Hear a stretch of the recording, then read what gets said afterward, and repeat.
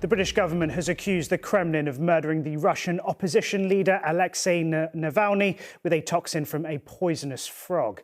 The dramatic announcement was made by Foreign Secretary Yvette Cooper at the Munich Security Conference today, alongside Navalny's widow. It followed a speech by Sir Keir Starmer urging the world's nations to work together to stand up to Vladimir Putin. Our global security editor Rohit Katru was there as the day's events unfolded. Today isn't about repairing relations, but resetting them for the new world order, for leaders on both sides of the Atlantic. But for Keir Starmer uniquely, it means speaking to both sides.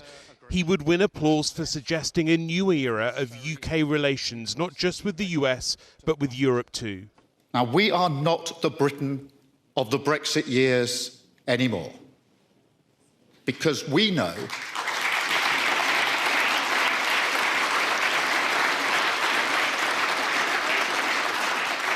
and that is because we know that in a dangerous world, we would not take control by turning inward.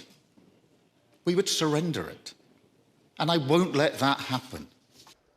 Many Europeans were braced for a combative contribution from the US. The Secretary of State offered no shift in its policy, but there was certainly a softening in its tone. This is why President Trump demands seriousness and reciprocity from our friends here in Europe. The reason why, my friends, is because we care deeply. We care deeply about your future and ours. A few streets away, one man's story gave a face to what's being discussed in the conference hall. Stern-faced European ministers in step with the Russian opposition leader, an attempt to shift attention back to their real adversary. Yulia Navalnaya is the widow of Alexei Navalny, who died in a Russian prison 2 years ago this week. They say they now know how. We have confirmed that a deadly toxin was found in Alexei Navalny's body. British experts helped to identify the toxin, tracing it to poison dart frogs native to Ecuador.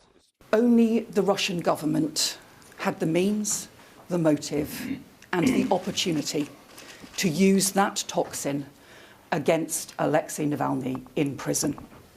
Now, it's not just words, it's scientific proof that my husband, Alexei Navalny, was poisoned and killed by Russian government and by Vladimir Putin. This was a chilling allegation. It's a human tragedy, but this was unmistakably political. Disclosing these details are meant to be a warning to Moscow and a message to Washington too.